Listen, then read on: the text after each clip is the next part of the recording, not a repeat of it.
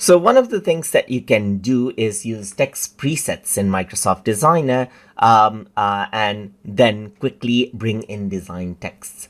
So to do that, over here on the left hand side, you can go around and access out the text right here. And over here, you can see that it says more ways to add text right here.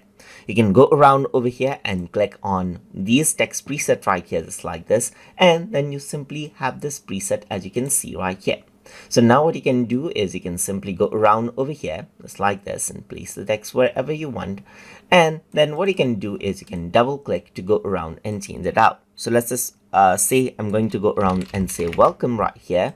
And I'm going to go around and say to right here just like this. And I'm going to say tutor tube over here just like this. And if you were to press enter, it goes on the next line as well. And you can see that you immediately have a design text right here. So if I were to go around over here and let's say, for example, let me just type in tube over here just like this and generate this out. And let's see that what we have right here. You can see that we got all of these. So you can simply go around and replace out all of the text right here. And then that is what we have right here. So the design right here is actually replaced out with the same option, as you can see right here.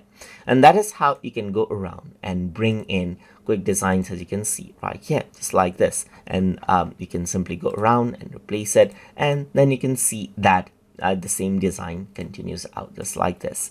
So that is how you can quickly utilize out text presets to quickly bring in designs of text inside of Microsoft Designer project.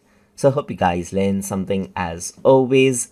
And as always, please like, comment, share, and subscribe